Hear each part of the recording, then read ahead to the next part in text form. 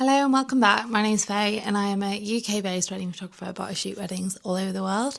Today I'm popping up because something came up on my course this morning. I run a course called Align for wedding photographers, which basically helps people to feel more at one with their business and find their spark again. I should say as well that in the course, workshoppers or guests get access to a WhatsApp community for several weeks, months, and in that space they can ask questions about anything that's come up in the workbook, but also general things that they might be struggling with in business.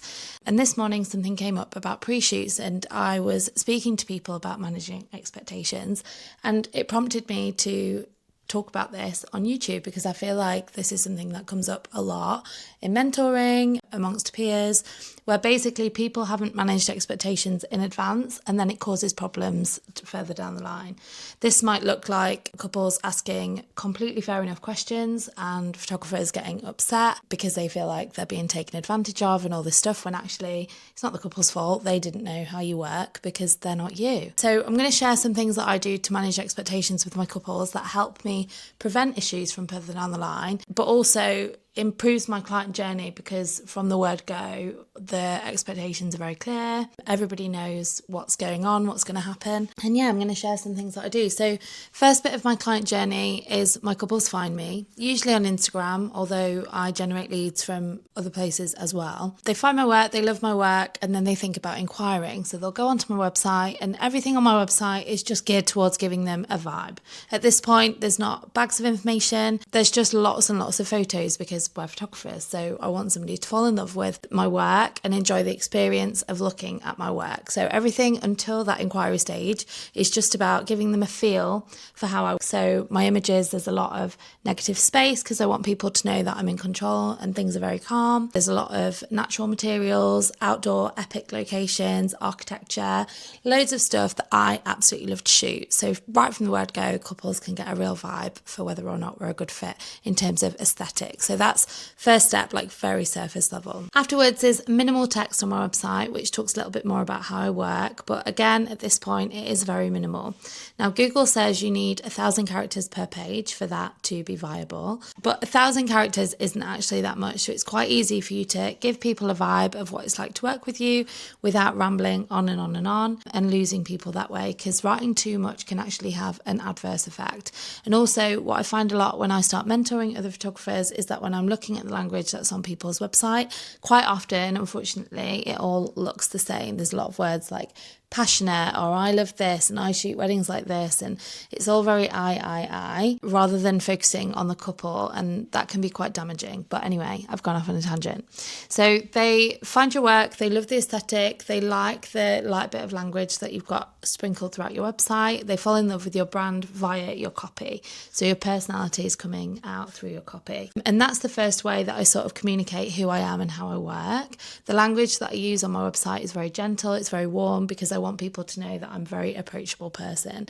So right from the word go, even the language that you've got on your website, that's really going to help communicate what it's going to be like working with you. In terms of my aesthetic, everything is quite clean. Like, of course, there are messy moments. Everything's sort of percentage based. So I ratio what I show on my website based on what's most important for me to shoot. So you'll notice on my website, there's a lot of stuff that's not the couple, because although the couple is important, it's their wedding day. Portraits of a couple are such a small fraction of the day. It's what we take them off like 10-15 minutes, if that, maybe a tiny bit longer, but realistically they are such a little part of the day. So the bulk of the images that you'll find on my website are not from that portrait session, they're from elsewhere in the day. And that's really important because, again, through the curation of my grid, I'm communicating what sort of images they're going to get and how well-rounded their gallery is going to be. So a couple that might be looking for a 2-hour portrait session might be better off organising a portrait session rather than getting me for their wedding, because on the wedding day I very much love to be in the vibe, in the moment. And if people do want extended like portrait sessions, I always recommend a first look or a shoot either side of the wedding, but never during the cocktail hour. If we go off during that part of the day, it's going to be like 10 minutes. Actually, what I prefer to do is take couples off as guests are sitting down for the meal, because that's otherwise dead time where they'd be off to one side waiting to be announced in. So for me, that's what works best for my business, because I want the couples to be in the wedding as much as possible, not off taking photos. And I think it's really important that that is communicated in not just my brand and what I'm saying, but I'm demonstrating that with the pictures. So they've decided that they might want to work with me, and they've got in touch via my website. Everything in there, again, is communicating brand values. So I make it very clear that I am an inclusive wedding photographer. The placeholder text in my contact form gives examples of queer couple names, as in two people of the same gender or assumed gender, because of course we never know. And everything in there is just about getting the core information that's going to help me decide whether logistically it's okay. But then as you go down in my contact form, there's also some questions about why specifically they've picked me. And also I've asked questions that will make them think, oh, she's asking about this because it's important to her. So again, I would assume that some people have started filling out that form, and I don't know, maybe they're a homophobe and thought, oh no, this girl does queer weddings, I'm not working with her. Maybe one of the words that I've used, like if they hate the word vibe, they'll be like, no, I'm not working with this girl, she's too woo. And then that's not my client. So there's all these like little intricacies that help people learn who you are even before they've even inquired. And then they inquire, and then you send them your brochure. And the brochure is the best way to show off more of who you are, give people a little bit more, and talk about the process of working with you, because they've fallen in love with the images, and now it's time to start getting them to the nitty-gritty. Now, there's a few things that I wanted to mention here in terms of managing expectations. The main thing is that your contents of what's included in your packages is clear, and you also use language to protect yourself, like up to 10 hours instead of 10 hours. And whilst most of the time you might stay, sometimes you might not need to, like the couple might be absolutely shit-faced. It's very rare that I leave early, but by having language like up to 10 hours, it just protects you if for any reason you dash out slightly earlier, you're not going to have any blowback that way. Another way to manage expectations via your brochure and your pricing breakdown is to have things like subject to availability. If you've got things that are time sensitive, for example, pre-shoots. Now, I don't offer pre-shoots as standard anymore. I did when I was an earlier photographer. I think in the beginning we lack self-value, self-worth, and we just want to throw as much stuff as we can, like throw the kitchen sink at them to try and get them to pick us over other people, because we've got that imposter syndrome and we don't think that works good enough by itself. I'm here to tell you that if people want pre-shoots, they'll buy pre-shoots. And actually, since removing them from my packages, most people don't have them. If anything, they are more likely to get in touch after if they are lucky enough to get pregnant or decide to start a family. But most people won't be bothered about an engagement shoot. So if you've got one in there, you're finding it really tricky to organise them, just get it out, honestly. People want them, they'll still buy them, but most people don't want them. But having language like subject to availability, that's going to protect you in case you've got somebody that's got no concept of how the wedding industry works, and they're trying to get in touch with you to organise a midday shoot in July in summer, which would just be ridiculous because it's midday sun anyway, never mind the fact that it's a weekend in July.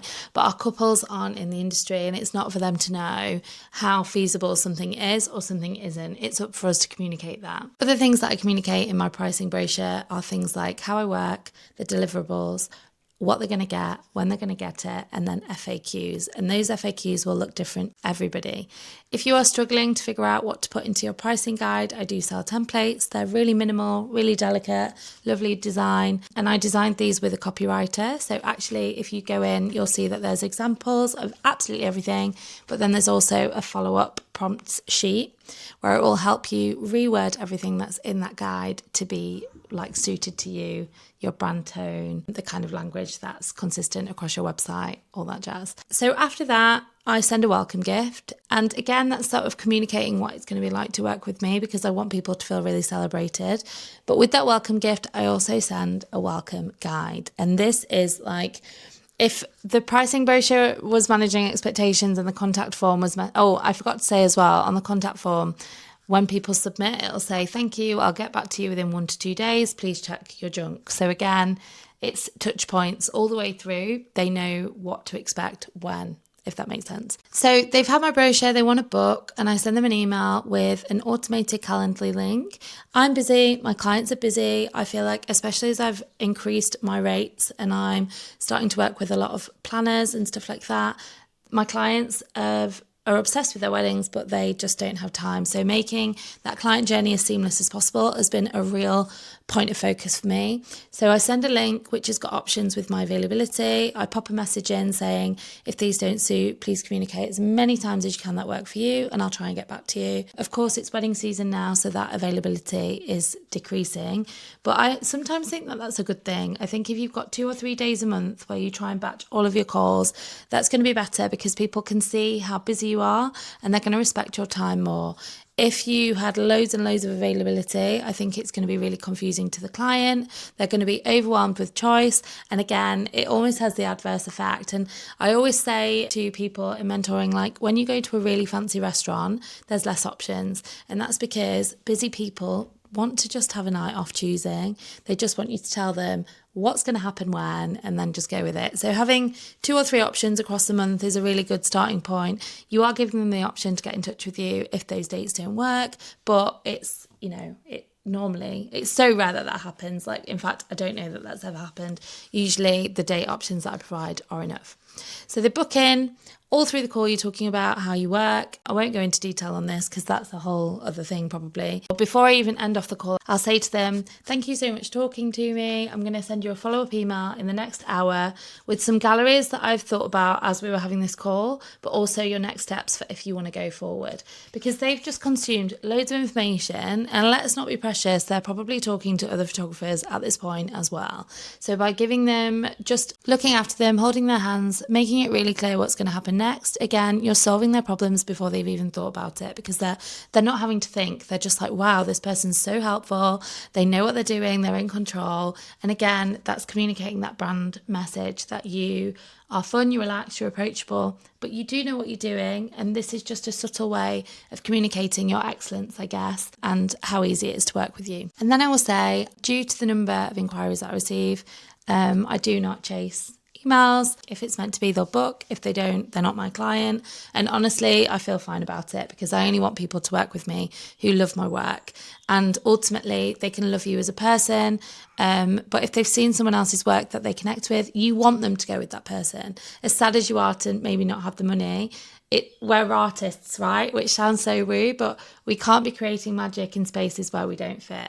So yeah, I don't chase people. I always recommend that people don't chase people. The people that are meant for you will find you. And that's my honest stance on that. So I send them the email. Let's say they get in touch and they're like, yes, we want to book you. Great. I'll then send them through a booking contract and invoice as soon as possible just to get it done. And then again, with the touch points, I'll say, this is valid for 48 hours. Please get everything back and signed to me by then so that it's official. So it's just like subtly communicating that if they don't get back to you within that time, then, it's not going to be valid. And that's really important as well, the language that I use. So if you didn't know yet, because you're new to this channel, maybe this is the first video that you're watching. Hi, welcome. Please come join me. I used to be a teacher for 10 years, so I am the queen of shit sandwiches to parents. And the one thing that I always said when I was training new staff is keep things positive, keep things concise, and keep things solution focused. So I'm never saying, if you don't do this, this isn't going to happen, or if you don't get this back to me, you're not going to get to work with me, blah, blah, blah. Like, no, that's not the vibe. They're getting married. This is a happy day. So we're assuming that everything's going to go fine, but we're just subtly communicating that this is what they need to do. And we're focusing on the positive language. Like, if you get this back to me in 48 hours, it's official, whoop, whoop, rather than if you don't do this, blah, blah, blah, which is not what we want. So they get everything back to us, and then I will send a welcome gift. I'm going to start trying to speed things up because I know at this point you're probably exhausted, but this is when it gets really good. Now, my welcome gift includes a guide, and in this guide, it literally covers everything. Every issue that I've ever had at a wedding, if it's repeated or it's annoyed me that much, I'll put something into my welcome guide to sort of communicate, again, that positive reinforcement of what I want, because that's what's going to help them have the best day. For example, how many weddings have we done where we get there, there's no space, everybody's on top of everybody, there's no vibes, it's just a shit show, and it's the worst possible way to start off the day. So now in my welcome guide, I've got a section on wedding morning, and it's all the best practice to have the best day, like light spacious rooms, windows, oxygen, even things like choosing your wedding party carefully because the vibe is like so important. And I won't go into all of the things that are in my welcome guide because it took me bloody ages to make. However, as you may have guessed, I do sell a template on my website. Subtle brag. I don't know what I'm trying to say. Anyway, so I'll link that below. But yes, your welcome guide is your opportunity to show off all of your expertise, really communicate that you're an expert, but also manage expectations. So it'll give them advice on what to do during their day. But most importantly, at the end, it's going to talk about what you need to work with them, and also things like how many photos they're going to get, when they're going to get the photos. And it's just going to communicate all of that stuff so that they're not sat there wondering what's going on. They know at every single point of working with you what's going to happen. And then I will send check-in emails normally at the start of the year. So the year that they get married, I'll send an email with a newsletter. Again, I'll link this below, just showing off all the services that I offer, because at that point they might have a better idea of their budget. They might know if they've got any spare cash to invest in something that could make their wedding coverage even better. But I'll also at that point recommend that they set up a 3-way group chat. And that way we can, keep communicating very casually throughout. Throughout the process, I just want everybody to love working with me, to feel like I'm approachable, and that is echoed at every single touch point. I've kind of skimmed some of the bits and really tried to focus on the things that I think you could implement straight away. A lot of the other stuff that I do, it's personal to me and it might not work for you. Like a 3-way WhatsApp group chat wouldn't work for everybody. But for example, in Align, my course, one of the girls in the course said she's now doing that but 6 weeks out. And that works for her because she can be super approachable for 6 weeks, but she doesn't want to be doing it 8 months in advance, which is totally fine. So a lot of this advice, you can tweak it so that it's right for you. The main thing is that your couples know what's included and when they're going to get it, but also you're communicating your vibe all the way through.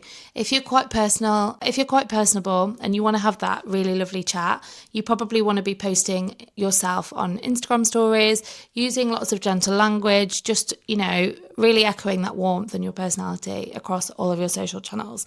If you're more of a cool cucumber and you can't think of anything worse than being in touch with your couples that much, maybe you want to take things down a notch and keep your language quite cool, keep your Instagram stories quite faceless, vibey. It's whatever works for you, but you just want to make sure that your personality is echoed across everything, and then your couples are not going to be in the dark. They know exactly what to expect. And those touch points are really going to help you. I'm going to pop all the links down below. If you haven't already, please do come and join. I'm uploading loads at the moment. I'm really, really trying to make this year my year for YouTube. I don't know how sustainable it's going to be, especially as I'm getting busier and busier with weddings, but I'm really enjoying it. I feel like stuff's organically coming up in my course, which I want to talk about. I want to help people. And it's lovely to give back, because I learned everything from YouTube. And even now, when I'm even thinking about getting the DJI, which is what I'm recording on now, I completed YouTube. So it's really nice to be showing up in this space and giving back a little bit to the community that helped shape me as a photographer. Bit woo, but there we go. So yes, thank you so much. Please subscribe and be back soon.